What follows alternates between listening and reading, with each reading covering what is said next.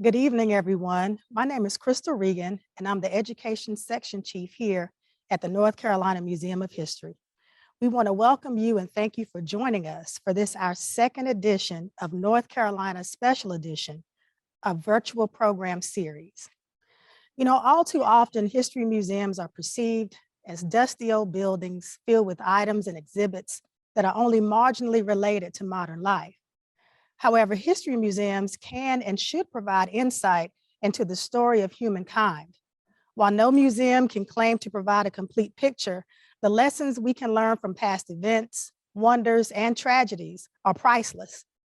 Museum staff are increasingly confronted by visitors asking why they should care about the past and wanting to see exhibits and engage in programs that are relevant to their lives, their experiences, and to learn more about past events and connect them to current events.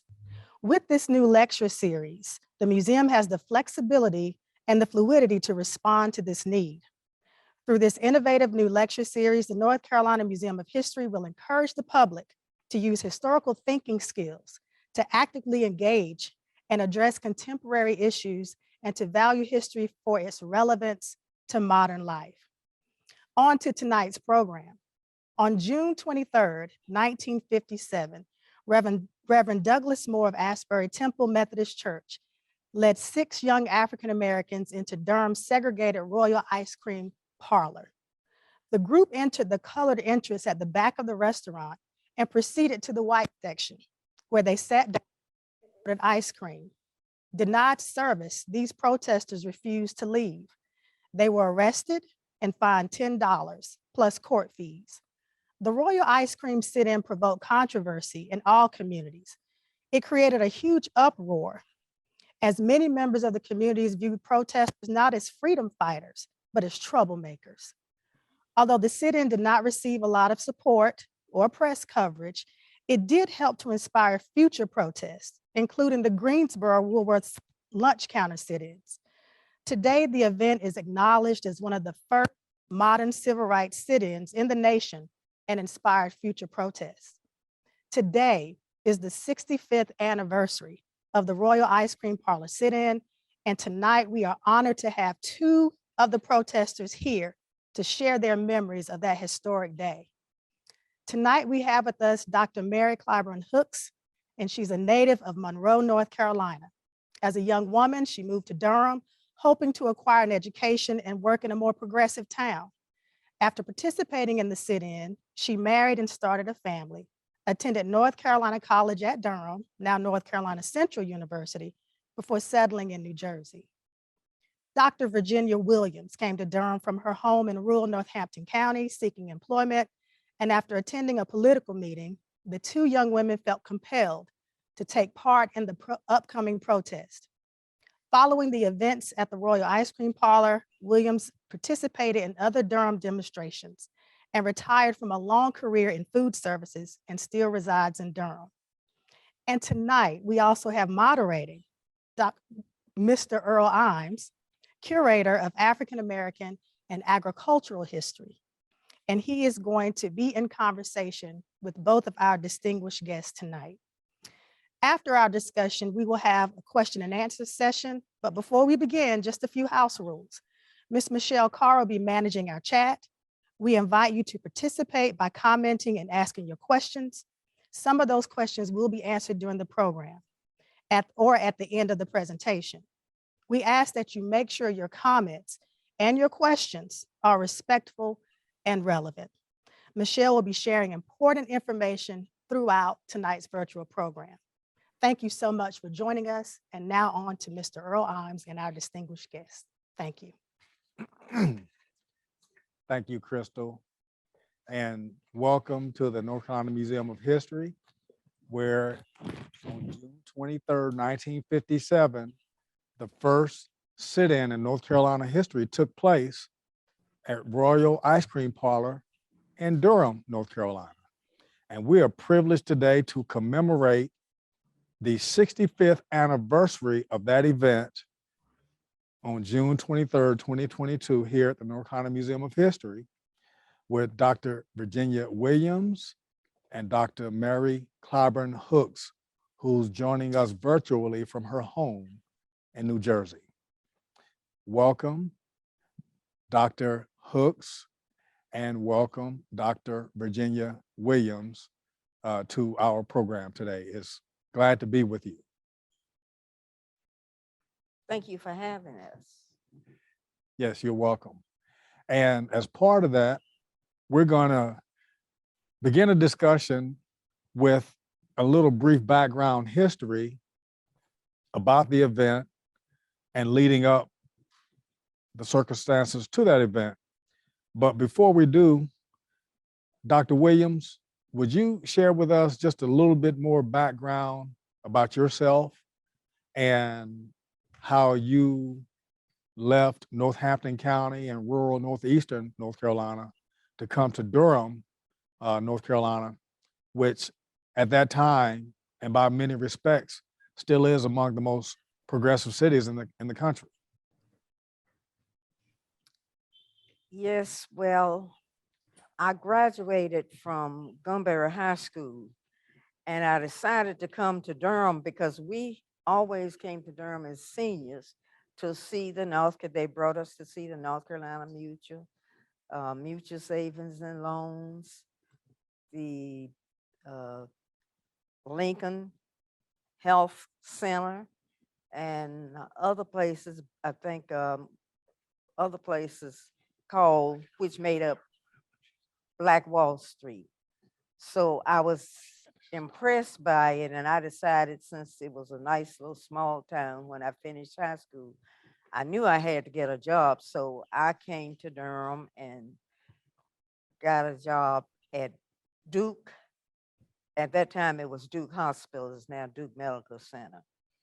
And I lived at the Harriet Tubman branch YWCA about, well, I didn't live there then, but I moved there about, I think in October or November of 1956, because I met Mary. That's where I worked at Duke, and I met Mary Clyburn at Duke, and she was living at the Y, and she said, "Jen, you got to come and live there. This is the nicest place to be." And she talked and she talked. And eventually I moved to the Harriet Tubman branch, YWCA. And we became very good friends. We had another friend named Vivian Jones, who is the third participant in this group.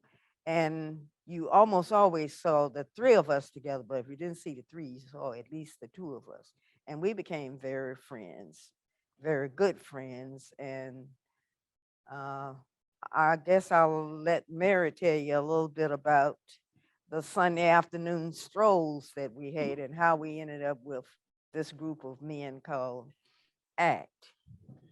Well, before we do that, I would like to ask if Dr. Mary Clyburn Hooks could also give us a little background about how she got to Durham, North Carolina from Monroe, North Carolina, which is in the southern part of the state outside of Charlotte on the South Carolina line. And along that line came to Durham for many of the same reasons that you did. So Dr. Mary Clyburn Hooks, it's great to see you. And I would like to ask if you could also share with us your experience in leading to Durham as a youth from Monroe, North Carolina. Okay, well, what happened with me, I was living in Monroe, and it was with my grandmother because my father had got in some trouble and he was sent off to prison. So they had taken us from our home, which we never saw anymore, to my grandmother's house, me and my little sisters and brothers. So we were living there. But I had a hard life because I had to help take care of the little sisters and brothers. I was the oldest, and I never got to go to school or get to go play with my friends or anything. So I got tired of that. So one day I was looking in the newspaper and I was looking for somebody I could go work for. So I called, I found an ad in the paper where a lady in New York wanted somebody to take care of her little children. So I wrote her a letter and told her that I wanted to come to work. And I went to the health department because I wasn't but 13. But I went to the health department and got a card and I made that 13 look like an 18. So one, one night, my uncle lived there also, him and his young wife, and they kept having, it was already 5 of us, and they kept having little babies, and I had to feed them and wash their clothes and change their diapers. And I just got so sick of that. So I wanted to get away. So I ran away. And I got on the silver meter one night real late after the lady sent me a ticket. And I went to New York and I stayed there working for her. And my people were worried because they didn't know what had happened to me. So I had a mother, but I never did get to see her because my father married another lady. And so I was upset about that too, that I never saw my real mom. And but anyway, I won't talk too much about that because it makes me very sad.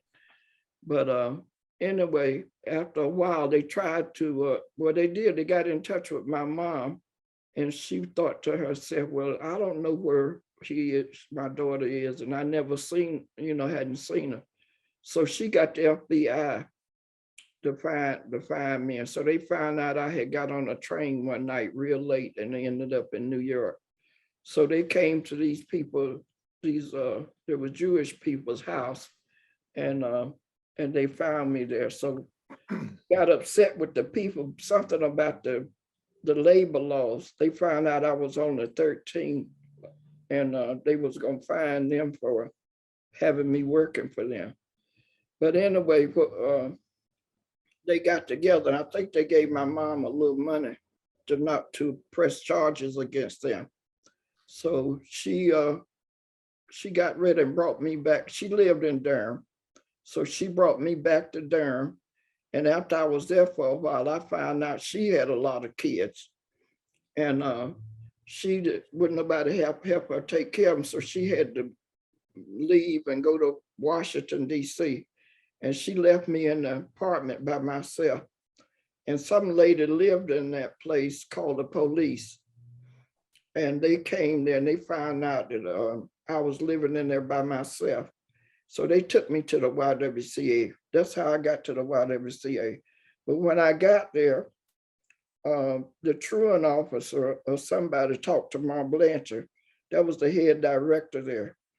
And they talked to her and told her about me being matured for my age and this and that.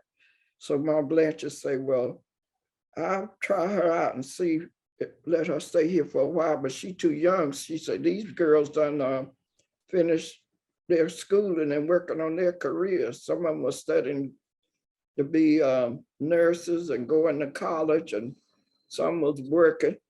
So she said, well, I'll try her out. So after I was there for a while, she said to me, well, you're going to have to figure out some way to get your room and board because everybody stay here got to work and pay for where they stay. So she gave me a job working in the kitchen. I had to get up at 6 o'clock in the morning and work in the kitchen, helping to prepare food for the people who stayed there. And after that, I would go to school because I'd never been to school, and I was so happy to be going because I couldn't even read a sentence. And so I would go to school, and then after I get out of school at 3 o'clock, I come back there and had to help that lady in the kitchen cook dinner. And that's how I got to Durham. And I started meeting the young women that stayed there, and Mom Blanchard started getting them to help me learn how to read. And that's what happened.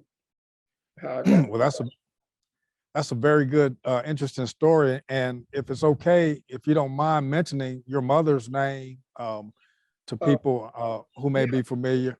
Her name, Maddie Clyburn Rice, and she, like you, was also born in Union County, Marshville, and went to Durham earlier. So Durham became a magnet for many people, especially during segregation, who did not want to migrate to the north. It was an opportunity. It was a place that afforded opportunity to people to elevate their level of living and their levels of consciousness. So this provides a very good setting for how you and Dr. Williams and the others met on that day, to that day, June 23rd, Mhm. 1957. So if you don't mind, we'll kind of transition to that. Tell us a little bit about the day or so leading up to that day. What you mean, where I lived and Well, no, kind of the events that led to you and Miss Virginia Williams and the others to actually decide to go to Royal Ice Cream Parlor on that day, June okay. 23rd. Well, Yes. there was some men in there because people used to come to the Y to have meetings. And there was some young men in there and they were getting ready to go out, and we wanted to go get some ice cream, but we didn't have no car or nothing. So they had cars. And what I was thinking when I saw them, they would have some money to buy something. A lot of times I wanted to get a banana split, but the stuff was kind of expensive. So we talked to them about taking us over there to the Royal Ice Cream place. And when we got over there, for some reason, I didn't like going in the colored side because they had a colored side, but you weren't allowed to sit down. You would have to get what you want, like they sold the best ice cream in town. But when you get your ice cream, you had to come out of the place and walk down the street and eat it. And so that's what had happened to me. I had That's no fun. wet one day. It was raining, and I know Mark Bletcher had talked with the teachers to let me work for them. So there was a teacher lived over there named Mr. Geddes, and they like for me to come and clean their house for them. And so that's why I was over there that day. And I went to get some ice cream, and time I got back outside, it started raining. And my ice cream was running down my arm, and I started running, trying to save every little bite because it was so good. Well, you took the words right out of my mouth. That's no fun when you have to get ice cream and you have to leave before you could actually lick it or enjoy it. I mean, Dr. Williams, can you share your experience too? Yeah, I left Northampton County, as you said, and came to Durham to work. And I met Mary when she was working at Duke part-time.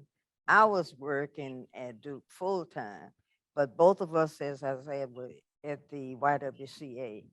And when we would go out on Sundays, we were about 20 years old. So like 20-year-old women would do, after we'd gone to church, we had to go to church. And after we'd leave church, we had a few minutes, and then we would get dressed and go out on Fayetteville Street, just like people did. And that day, one Sunday, we were on our way out of the YWCA, and a group of well-dressed Black men were on their way inside of the Harriet Tubman branch for a meeting. The name of the meeting was ACT, and I have no idea what ACT meant because we only went to 2 of them. But one of them invited us to come into the meeting. And I said, well, what kind of meeting is it? And he said, political. Well, when I was at home, I watched my father and the other men in the community would go to a secret meeting every once in a while, maybe like about every 3 months. They'd get dressed up and go to a meeting. And finally I asked my mom, where does he go dressed up on Sundays after church without us? And finally she found out I wasn't gonna stop asking questions. So she said, they go to that NAACP meeting. Well, we knew what the NAACP meeting was. We also knew what the Ku Klux Klan meeting was too, and we knew the difference. So none of us went back to school and said anything. We didn't talk about it. But I made up my mind, I think when I was in the 10th grade, that I was going to, when I graduated from high school, I was going somewhere and I was going to find me a meeting, just like he used to find a meeting. But I wasn't going to slip in there. I was going to go in there with my head high and let them know that I am here for business. And so we went in there and just sat down and we didn't say a word. But as soon as we got in there, it was clear to us why they were meeting and why it was a secret meeting. They had decided that they were going to stage a sit-in at one of the eating establishments in Durham. So the next third Sunday, which the next month, which was the third Sunday in June, the only questions was going to be, where are we going to stage the sit-in and who is willing to go? And we sat there and we named a few places, and finally somebody said, well, why not go to the Royal Ice Cream place? They're located in the heart of the Black community. They take our money, they put it in the same place they put theirs, yet we can't go in there and sit down. We have to order our food and go out and leave the premises. Couldn't even eat it in the car, in the building, in the area. So that was settled. We are going to the Royal Ice Cream Bar. Okay, the next question, who is going? And 7 of us raised our hand, 4 men and the 3 women, Mary, Vivian, and me.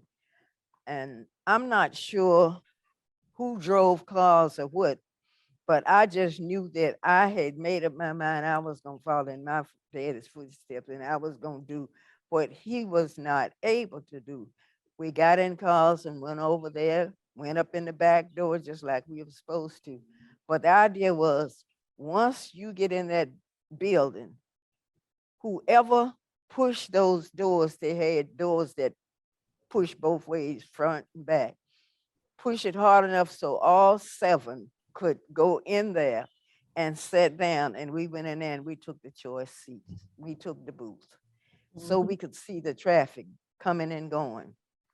And the waiter came over and after he realized, he looked and he went over, talked to the manager, then he came back, the manager sent him over there to ask us to quietly leave. And he started down there opposite me, all the way down opposite me. There were 7 of us that were sitting in the booth.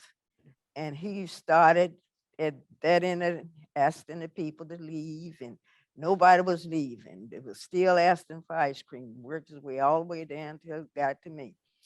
And I was at the back door, asking us to quietly leave. The manager said, if you leave, he would not press charges. You can just quietly leave and everything will be all right. Nobody was leaving. And it was kind of like an unwritten thing. As long as one is there, all is there. We are here together. It wasn't written down and we hadn't even discussed it, but it was a feeling that all of us had. And when he found out we weren't going to leave, he went back to talk to the manager. And I said, we took the choice seats where we could see traffic coming both ways. And we looked up and we saw the traffic. 4 police cruisers coming, 8 police. And they came in the door and they got a good look at us and went back and talked to the managers. And they decided they would come out and try to get us to leave because the 6 o'clock news was going to be on. And they were trying to get us out of there before the news came on. And they kept asking and we kept sitting asking for ice cream. Finally, they saw we weren't going to leave. So they put us in those cruisers, took us downtown to, it was then the magistrate's office that you go to. And we were sitting there, you only had one person on duty because on Sundays, nothing happened on Sunday. So you didn't need a bunch of magistrates in the office, just one person. And he had this, nothing like these machines that you got now. He had them click, click, click, click things. And it took, you know how long it took him to click 7 people of your information, your age and how old you are and where you live and all such of stuff. And he clicked and he clicked and he clicked. And finally, one of the police, I guess he got bored and he looked at me and he said, if you were my daughter, I'd take you across my lap and I would spank you. And I don't have any idea why I said it. And I'm sure I don't reckon I intended to say it because I didn't expect him to say that to me. But I just looked at him and I said, if I were your daughter, I wouldn't be down here for this. And the rest of them was trying not to laugh. They were just sneakling and trying so hard not to laugh because he was embarrassed beyond belief. That was the end of the conversation. There was no more conversations. They finished our paperwork, and somebody had contacted the chairman of the act, that the group that led it. He was David Stith, the owner of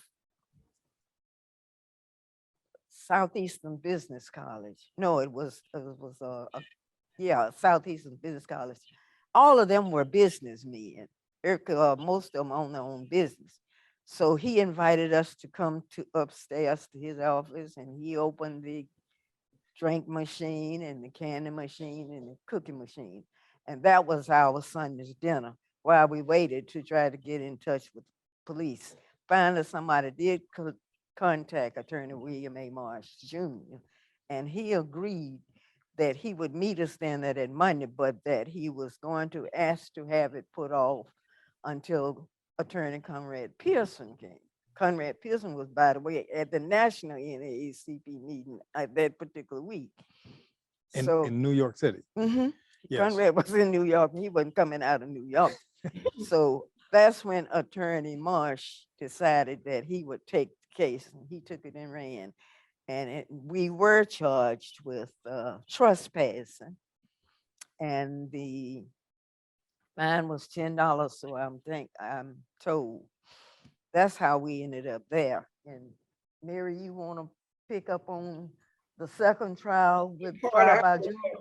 No, I don't Trial remember. by I jury. remember real good is how when we went in this place, the white people jumped up and ran out there like we were animals or something.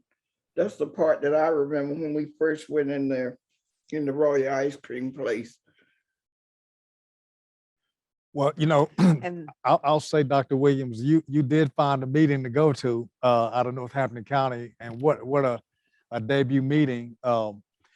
This backstory is so important because the information that you're sharing is such a wonderful resource.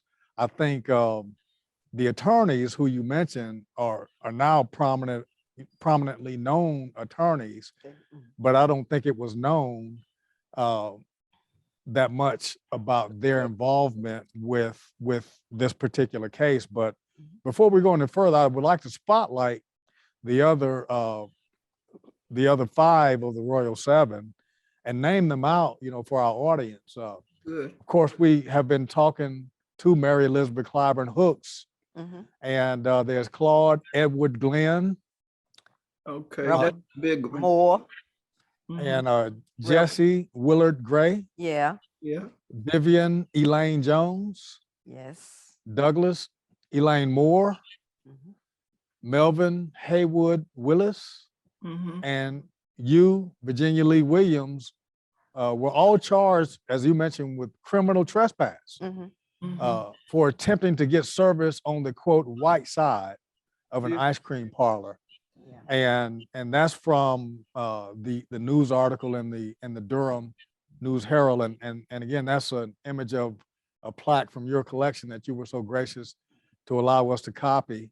But these other individuals who unfortunately are not with us today, can you tell us a little bit more about those? I guess the attorneys. No, the other Royal 7. Well, I know that Jesse Gray also worked with a lady named Ann Waters, and they were working about, they were the tenants down there in those, I guess you'd say projects, were having trouble with rats. So he worked with them, but he left Durham and went to New York, and he went to Holland, and he organized a rat rent strike in Holland, New York. He encouraged the tenants not to spend any more money, not to pay any rent, until the rats were gone. And according to the paper, it was very successful. And that is basically a good story that he just left here and he just kept going. I'm not sure where uh, Claude Glenn. No, we haven't been able to find Claude Glenn. Mr. Melvin Willis died. He worked for the city. He died, but he has a daughter that is basically she's working for the city now. The city of she- Durham. Yeah, but she attends all of the things about this, and she has a lot of information about it. In fact, she was at the graduation when we received our doctor's degree. From North Carolina Central Mhm. University. Yes. She was there, and so was Reverend Moore's wife was there. So we know where they are. Actually, Mrs. Willis, she's something else now. She's married, but she's having been admitted to the hospital as we speak tonight for hip replacement. Vivian Jones was killed, and I think that wraps it up. Well, good. Well, what about you, Dr. Mary Clyburn Hooks? Do you have any reminiscences or anything that you would like to add about the other 5 of the Royal Seven? What happened, I didn't have any relatives in Durham.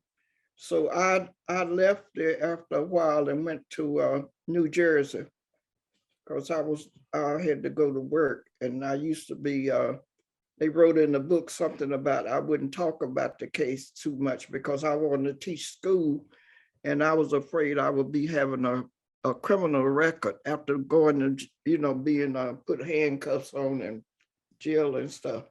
So I didn't get to keep up with all those people because I went to New Jersey and I worked in the school system as a substitute teacher. I came back to Durham for a while after I had 2 children and were trying to get my degree at North Carolina Central, but it was real difficult for me to try to do that and raise 2 children.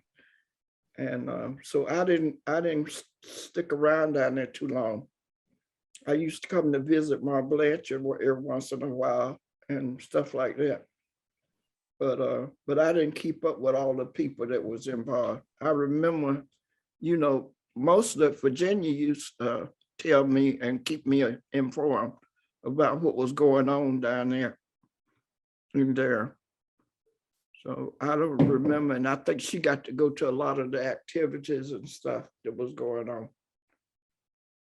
Well, that's some really good background information. We when thinking about how the circumstances that led to you doing this and some of the outcomes.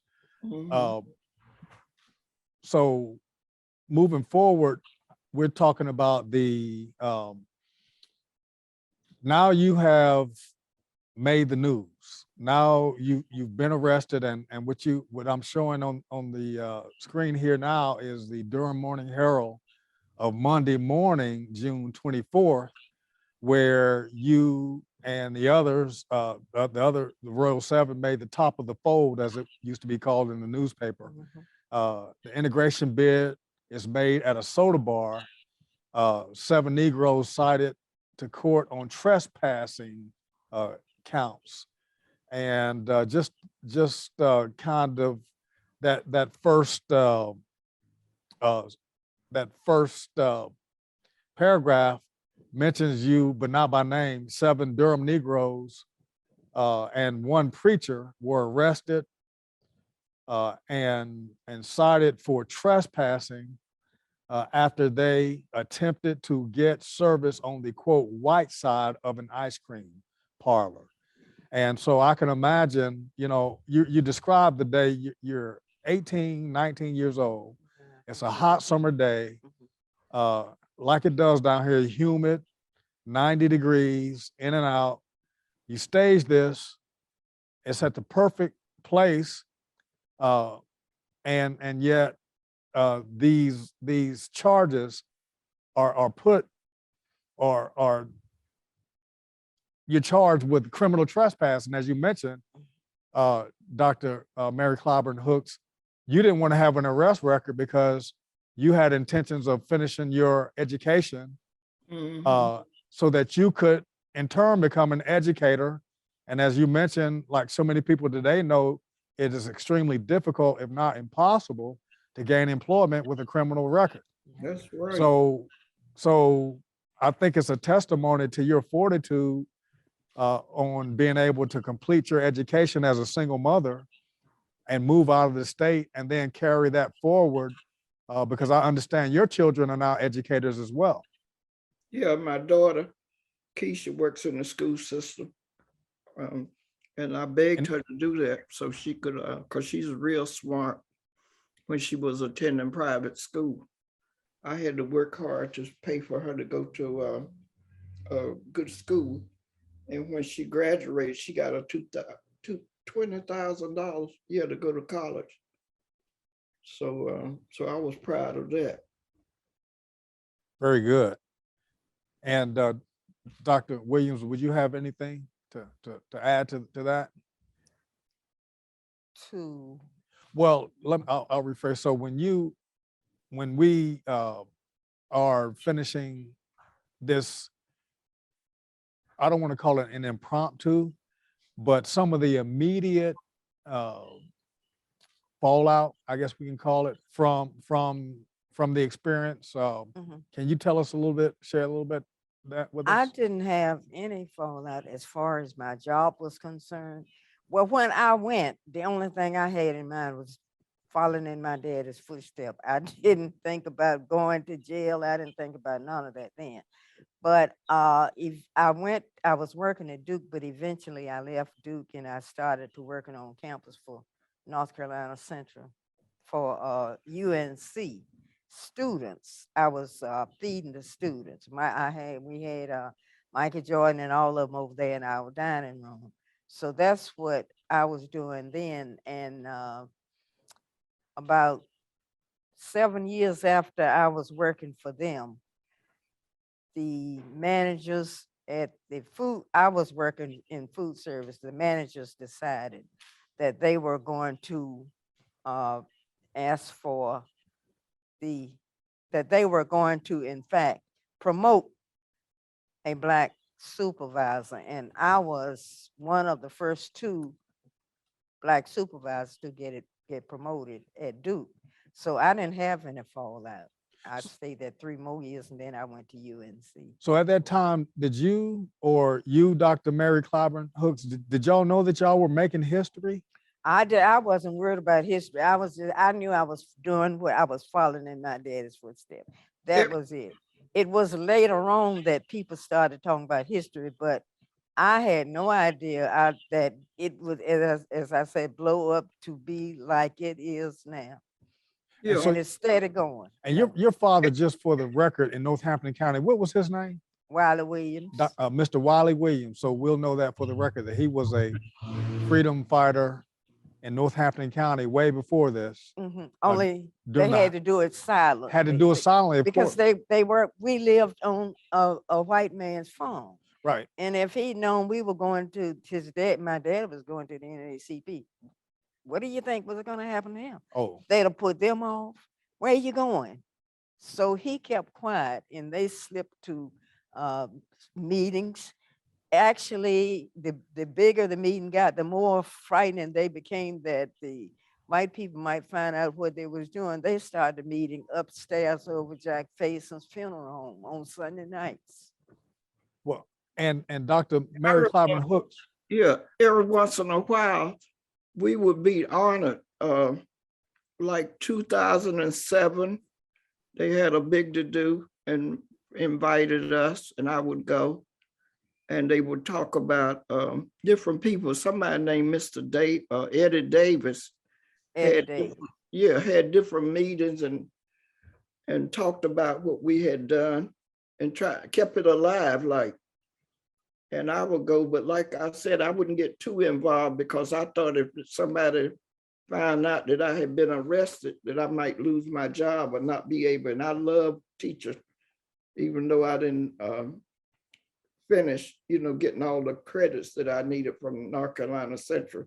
But I had a certificate, and it allowed me to go in and out of the schools as a substitute teacher.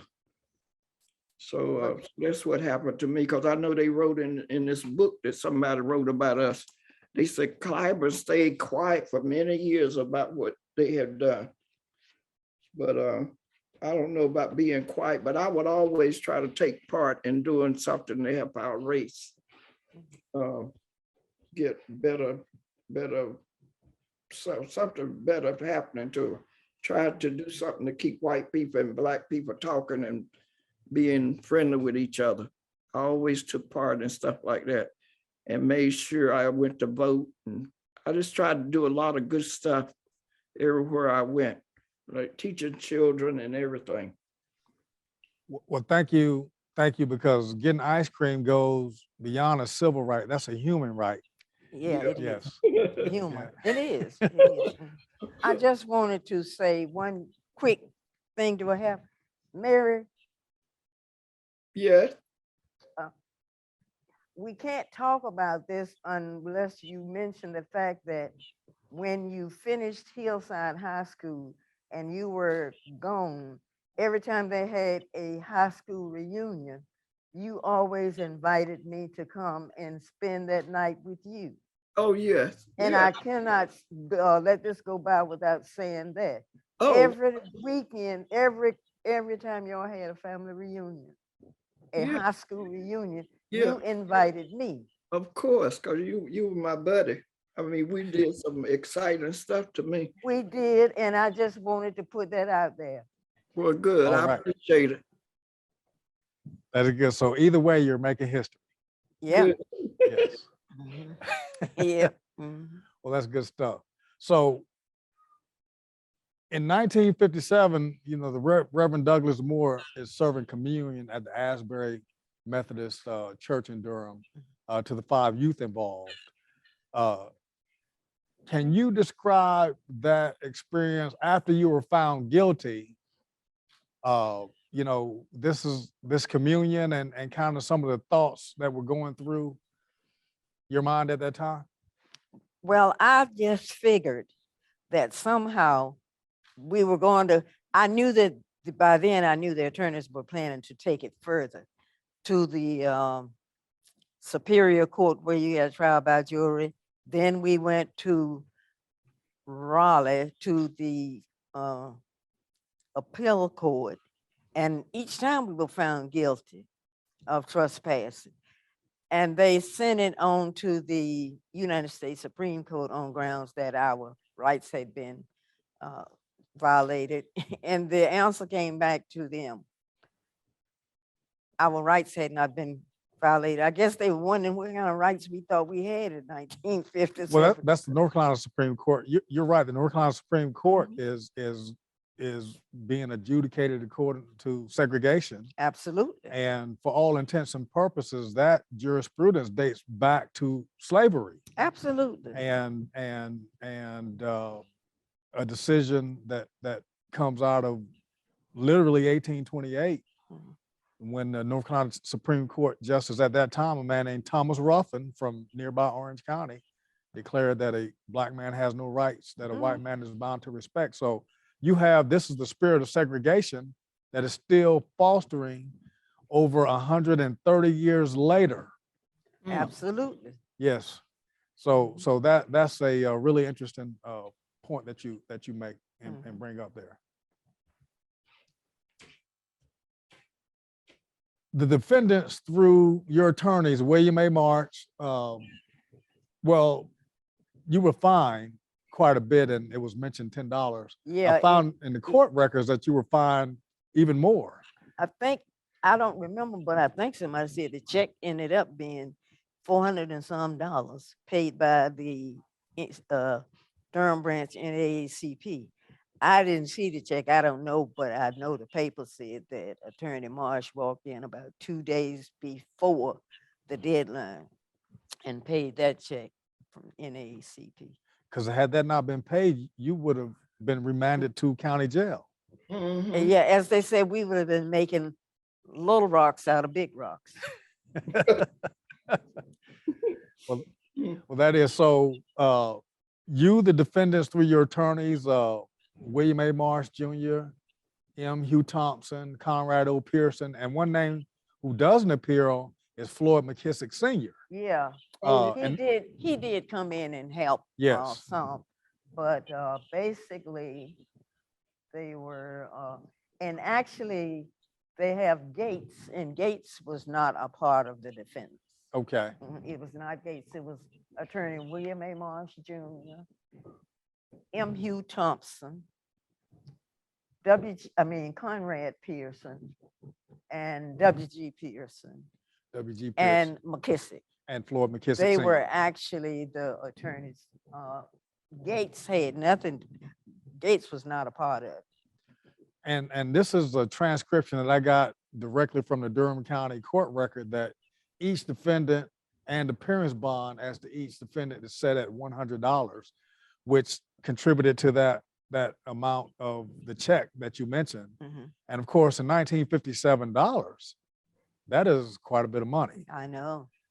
And so, you know, this goes back to that community of Durham itself and having a strong branch of the NAACP that has not only the idea and the intestinal fortitude to challenge the injustice of segregation and Jim Crow, but actually have the money, you know, to put your money where your mouth is. And so to be able to follow through in and of itself is setting a precedent, because I can't imagine how many other people who had a similar circumstance who thought or maybe did go against segregation, but did not have the resources and wound up in jail and prison. Yeah, Yes. it is possible. Well, we know that did happen. We're sure it happened. So tell us a little bit more about that legal representation that you mentioned about Mr. Pearson and the idea of wanting to get a continuation. The point was, this happened on a Sunday. So Attorney Marsh had met with some of the leaders. They said, they call us troublemakers and from out of town and stuff. They said, but we got to get them some lawyers. Who are these people? They didn't even know who we were. And so they met with Attorney Marsh, and Attorney Marsh agreed to meet us at the courthouse that Monday morning and ask the judge to put the case off until the next week, because he knew Attorney Conrad Pearson was more involved in that than Billy was. Billy had not done a case that big. And the judge just said, no, I'm calling this case today. They actually had to come to Duke and get me from Duke of my job. So you were at work. I was at work, yeah, because he was just thinking that he could get it put off until then, but the judge was thinking something else. So they came to Duke and got me, took me to the courthouse. All of us had to meet. And Mary, I think you know that the courthouse was packed with people, wall to wall, because nothing like that had ever happened before. I don't even remember about that. I think I had left there. I don't remember all of that, going to court and stuff. Yeah, you were here that Monday, because this was the day after then. And then it was like 6 months before the Superior Court that was trial by jury. And then we went to Raleigh to the appeals court. Yes.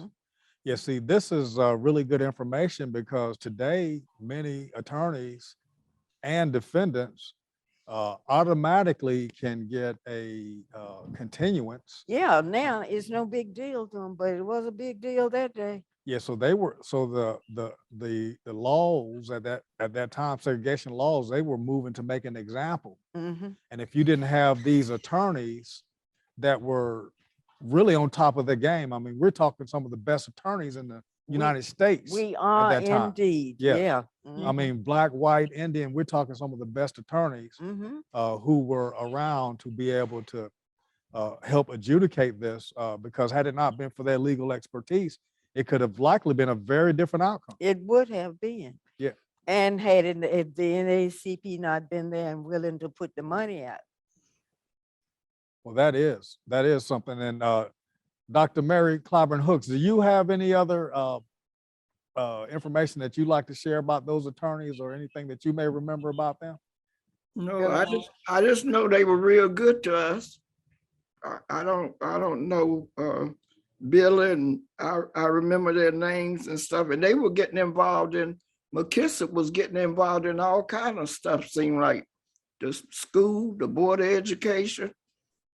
Looked like to me, we turned the thing on about segregation and stuff. Well, So, you did. Well, see, and Floyd McKissick, to your point, was involved with the national NAACP, Mhm. and he was part of the legal counsel out of New York. So we were very fortunate to have him here.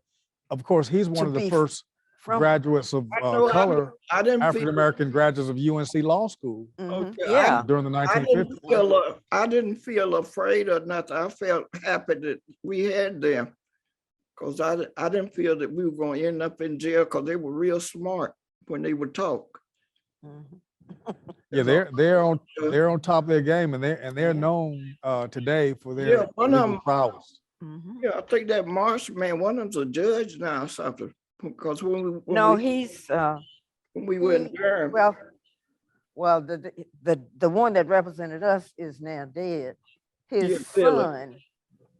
son is, a he judge. was a judge.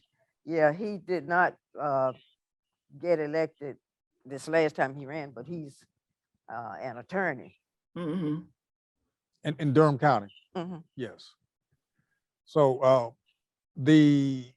as this goes through, and you are in the midst of these appeals, and you're feeling confident. Tell us a little bit about the reactions within, or what's going on within the Black community in particular. Um, the reactions They to were the people acting locally. crazy. A lot of them were mad with us. Cause I remember some of them saying, we lived at the Y. They were mad for some reason, cause they had said something about that man was over there selling ice cream. He wasn't bothering them. I don't know why they over there bothering him. They were talking about Coletta, the guy that owned the place. And then there was some kind of conversation about him being a Greek, that he's not a white man or some weird stuff like that. But they were mad at us. The Black people were mad at us than the white folks, because we were over there trying to get the place integrated, and so we could go and sit down when we go out. Because we were young, and we were thinking. In fact, that's what I was thinking about. When you have a boyfriend or some of them men that have money, take us at a nice place, and that place was beautiful. It looked like a palace. The seats were, those seats were so beautiful, looked like a queen place.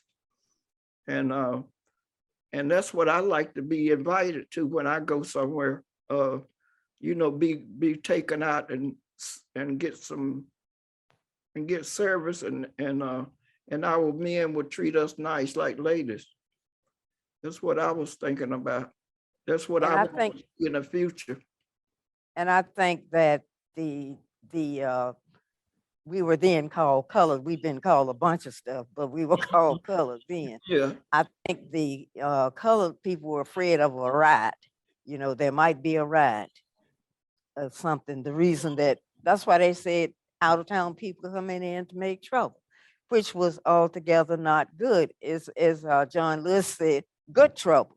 That's Mhm. all we were trying to do. Right, good trouble. Yeah, Good trouble. that is, and there's a palpable fear within the Black community in North Carolina, because we have indeed experienced not only riots against the Black community, Mhm. but just 60 years before that was the only coup d'etat in Wilmington, North Carolina in 1898. Women. And I'm sure there are people in Durham whose family had come from Wilmington who remembered that. Remember that, and it they- was fresh yeah. etched in their brains. And yeah, that was, I think it was more fear. They don't rock the boat. We're Right. doing fine here, so don't rock the boat. They thought we were coming to rock the boat. Well, we did rock the boat. So you mentioned that the courthouse was packed, and Standing room only, because nothing like that had ever happened before. now I know there was no internet and not a lot of TV, but do you remember a lot of media coverage about that?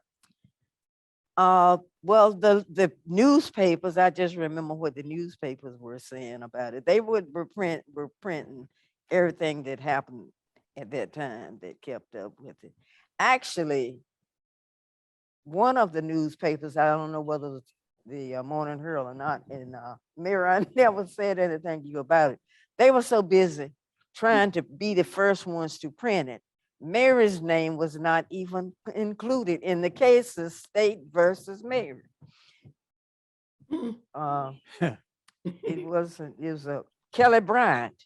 You ever heard of Yeah, Kelly? Art, yes. Kelly Bryant yes. was the one that showed it to me. In fact, he gave me an article because Kelly would run copies off of different stuff. Had all of our names in there except Mary, and Mary was the one that the case is named after. They were so busy trying to get it in the paper, they just wanted to get it in the paper. Well, and Dr. Mary Clyburn Hooks, I have to ask, because you mentioned several times your concern about having a criminal record. Was that criminal record ever dismissed or expunged? No, never. Actually, somebody was working on it. We didn't want it dismissed. Oh, you didn't want No, I didn't want it dismissed. It was my record. I made it, let it stand. And the record now is history. it? It is, it certainly is. No, there were a couple of people. One lady told me, I'm gonna go, we're going to Jim Hunt. I said, y'all can go to Jim Hunt. I'm not even participating.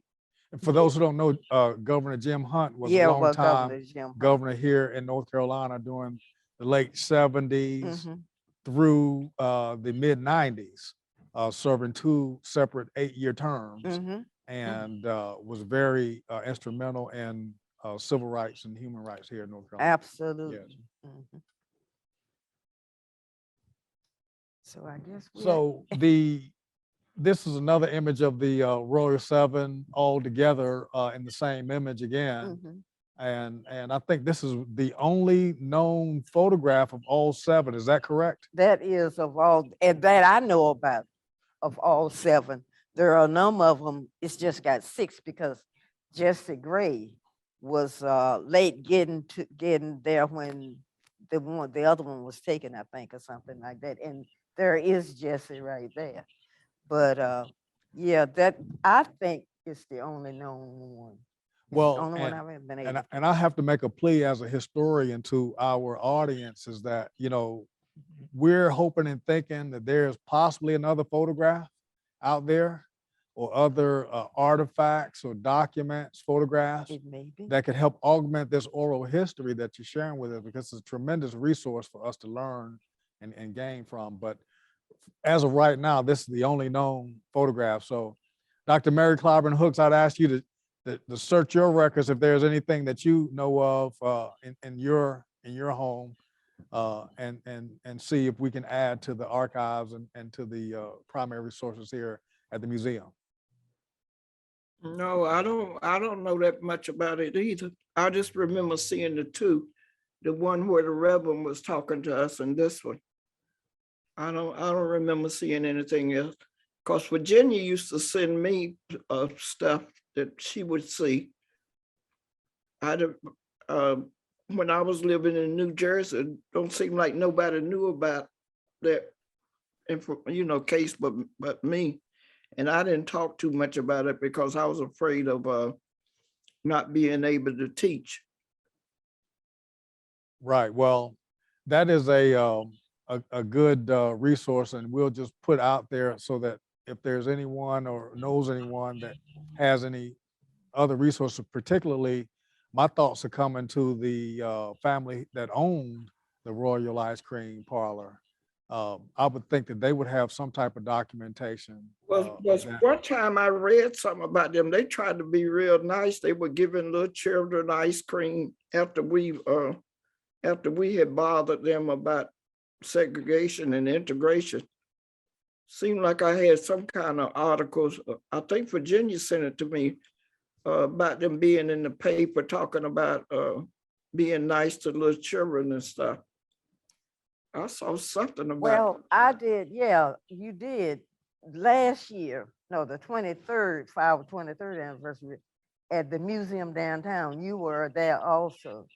Remember the man that came over with the book with all Yeah. those pictures in it? Yeah, That was the son, one of the sons. yeah, Mr. Collette. I remember that name, Collette. Mhm. But they said that they always knew what we were doing was wrong, but I mean, you do what your parents tell you.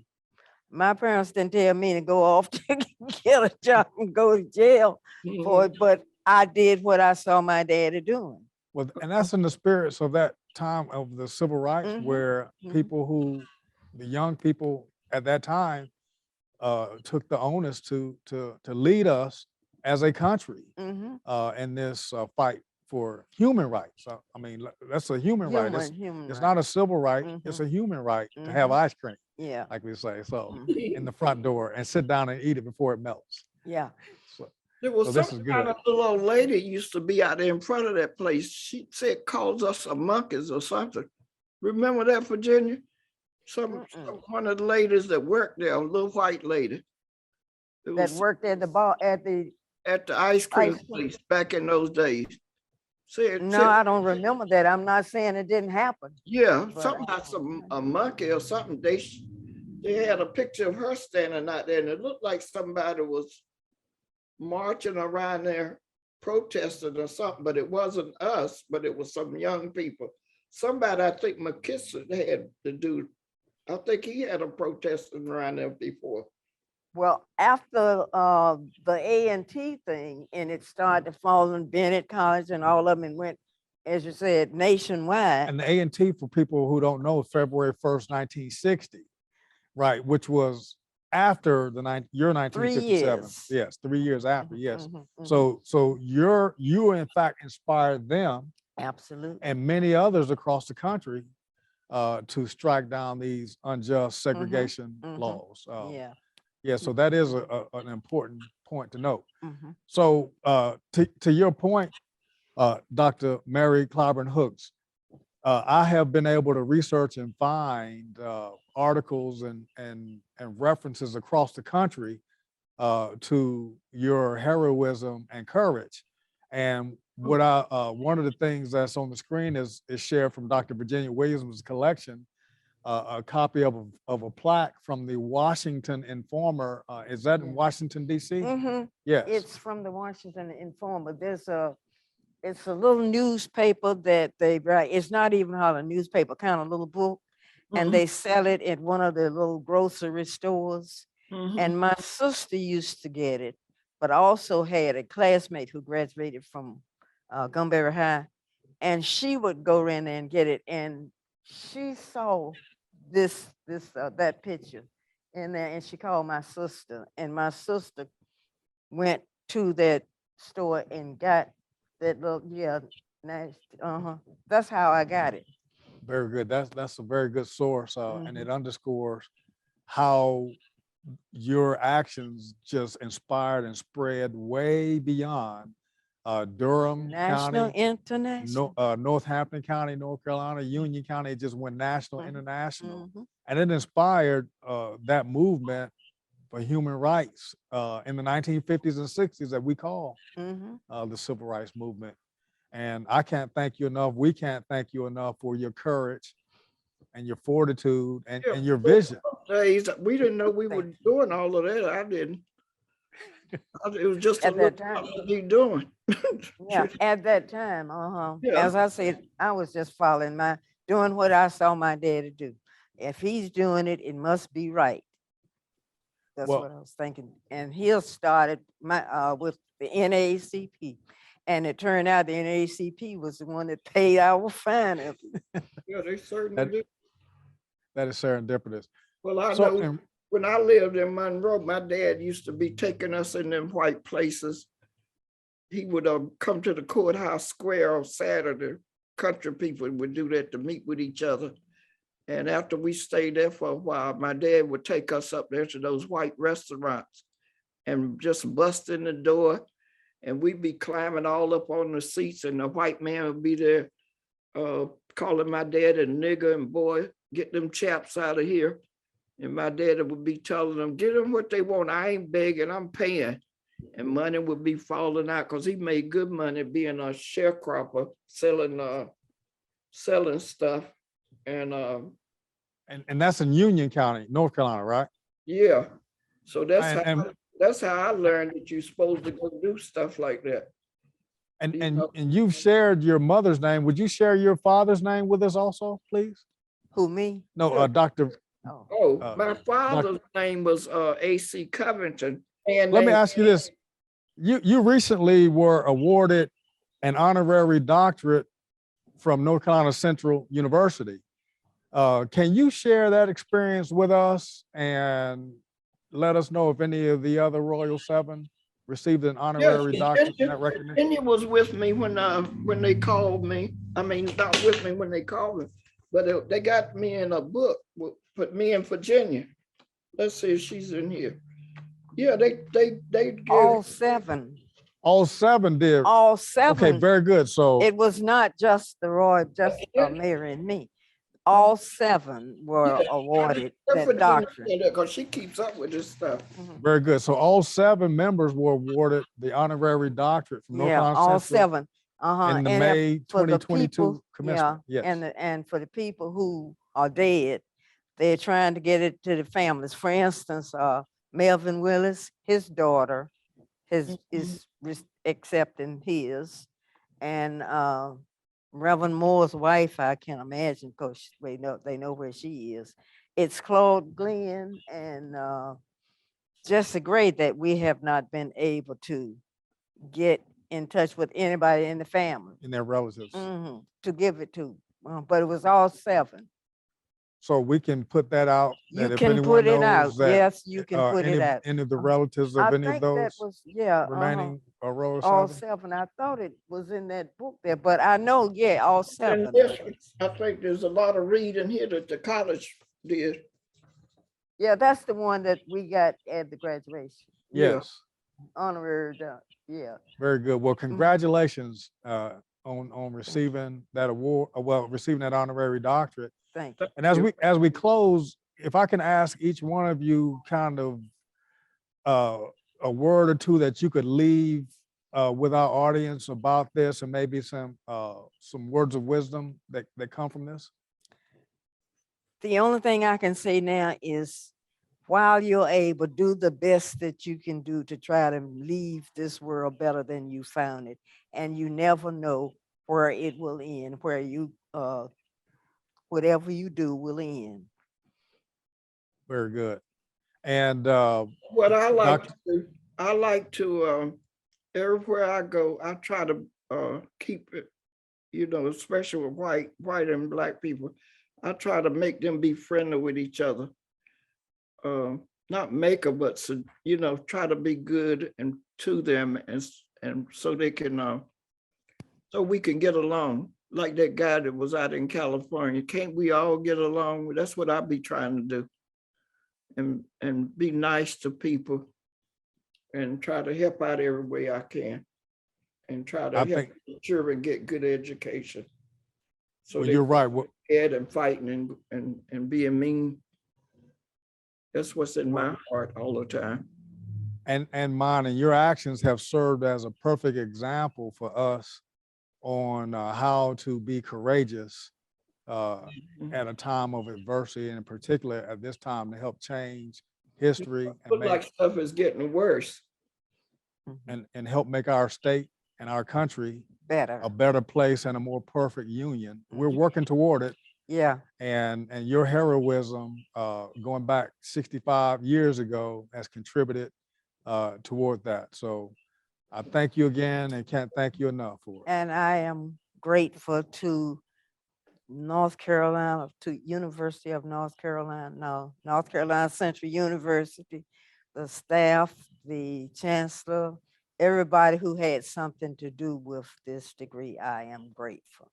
Well, certainly you've earned it many times over, and we're grateful to you, Dr. Williams, and to you, Dr. Mary Clyburn Hooks, for your heroism Yeah, I and just your wish fine people examples. keep it up.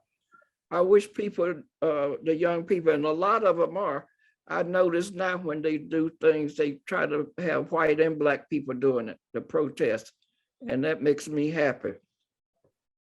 Well, your actions 65 years ago led directly to more integration in our communities and in our country. And Good. so thank you again. We certainly appreciate everything that you have done and continue to do. Okay, thank you. Appreciate it. Yes, you're welcome. And wrapping up, we want to thank you again for joining us at the North Carolina Museum of History to commemorate the 65th anniversary of the first planned sit-in in North Carolina, June 23rd, 1957. And you've just been joined by Dr. Mary Clyburn Hooks and Dr. Virginia Williams. Thank you. Okay, thank you. To Dr. Hooks and to Dr. Williams, thank you so much for joining us tonight. We thank you for your sacrifice and your service in the fight towards freedom. And thank you for setting such a great example for all of our generations that are still with us. We honor and appreciate you. And we want to thank Earl Imes, our museum staff, for all of your help, specifically Mr. Joel Rhodes, Kristen Crawford, and Kirsten Platt. To our audience, please continue to look to the museum for your entertainment and history educational needs. We want you to visit us in person and online, and we can't wait to see you again. Good night, and thank you again to our panelists and to my colleagues for making this happen. Good night.